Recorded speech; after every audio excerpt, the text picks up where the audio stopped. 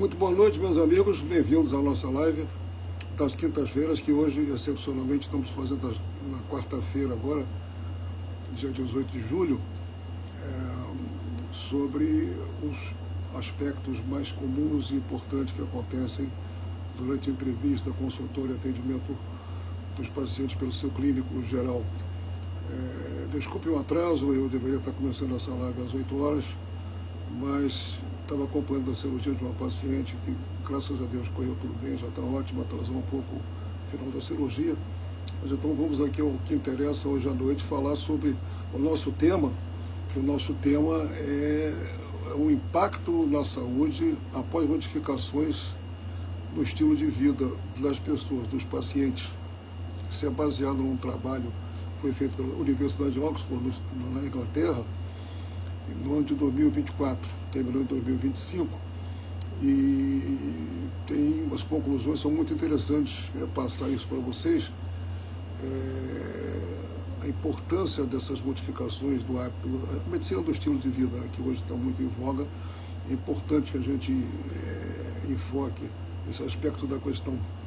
Foram 20.373 pesquisados entre 40 e 80 anos de idade.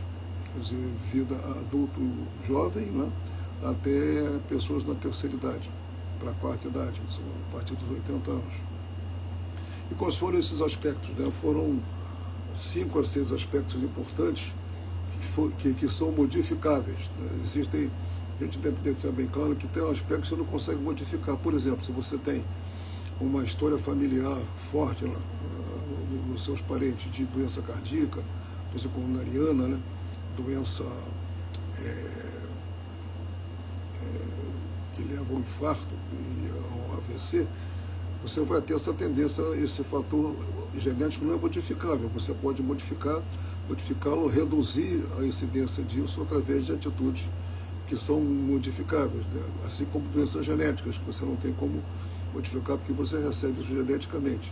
No entanto, a gente vai falar sobre os fatores modificáveis. Vai começar com a alimentação, que é muito importante, né? O consumo de frutas, peixes e leite, que é muito importante, né? O leite, em geral, o leite baixo em gordura. Os peixes que devem ser bastante ingeridos, que tem ácido salpentenóico, né? Que são bons para o coração e reduzem o colesterol, aumentam o colesterol bom, que é o colesterol HDL. E o consumo de frutas e vegetais e legumes.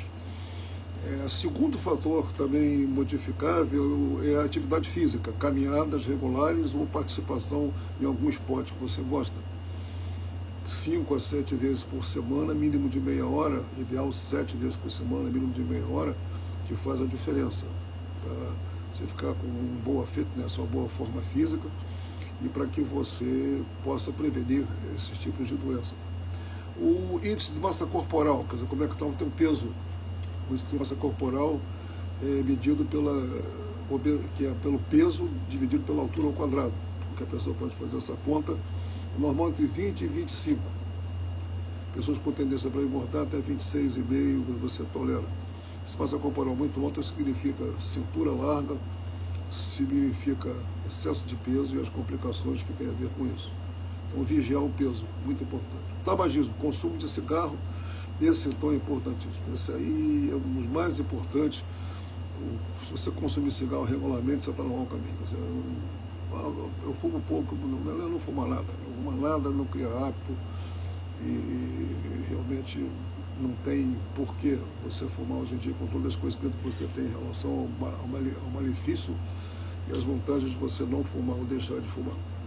Consumo de álcool. Também, como eu falei na semana passada, a questão do álcool, que antigamente era até recomendado, antigamente nos anos 80, 90, se recomendava uma dosezinha de vinho tinto todo dia, uma dose de álcool, que seria benéfico para o coração, para o colesterol. Isso caiu por terra.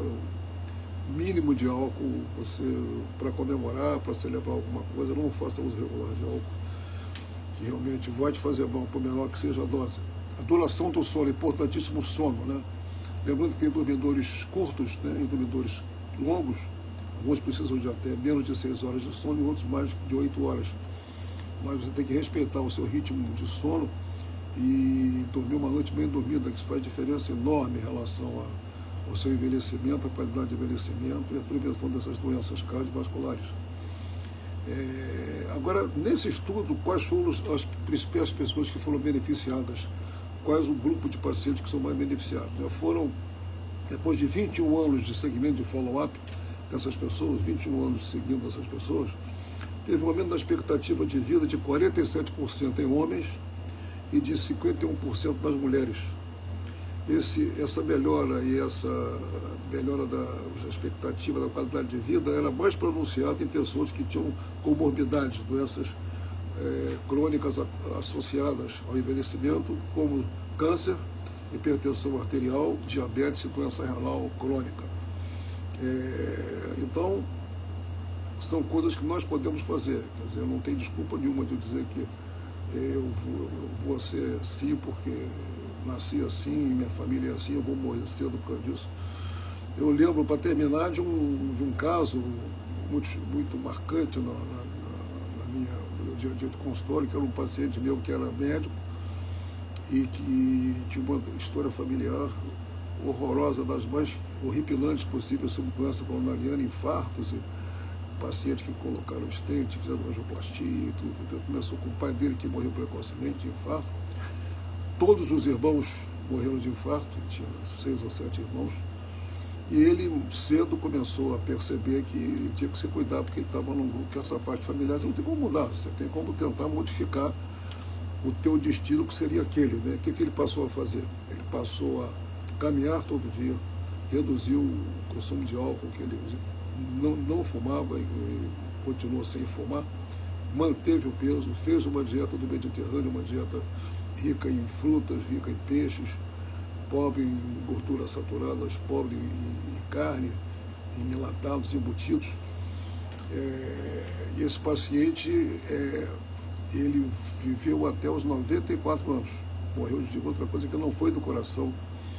Ele mudou completamente o destino dele, pelos hábitos modificáveis que você pode fazer, que eu relatei isso. Vou repetir para ficar bem fixado para vocês. Consumo de frutas, legumes, verduras, peixes e leite não gorduroso.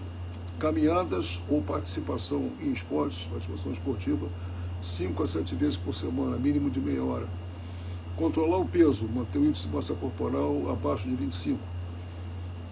Reduzir ou parar o consumo de álcool, que é o ideal. Reduzir, se você gosta muito, reduz para uma quantidade que não passe de 3 vezes por semana. Duração do sono regular, vai dormir cedo, procura ter uma quantidade de sono importante para a sua restauração cerebral. Isso é muito importante na prevenção de doença cardiovascular. E agora é a sua parte, né? Quer dizer, a gente está transmitindo uma publicação que é muito séria e de uma revista muito séria, com resultados muito bons, então não tem dizer aquilo que você é seu destino, por eles dizerem, não, depende de você. Você pode dizer que nós temos até, é difícil saber qual é o percentual correto, mas enfim, que você tem 50% de fatores que você herda e 50% ou 60% que você pode modificar. Então é metade ou mais que a metade. Vamos à obra, vamos começar, procura o seu médico, procura uma nutricionista, procura fazer um check-up para ver como está o seu estado e o que você pode fazer para prevenir doenças familiares, doenças que o teu tipo de exame de check-up mostra que você tem tendência para desenvolver. Um grande abraço para vocês, uma boa noite.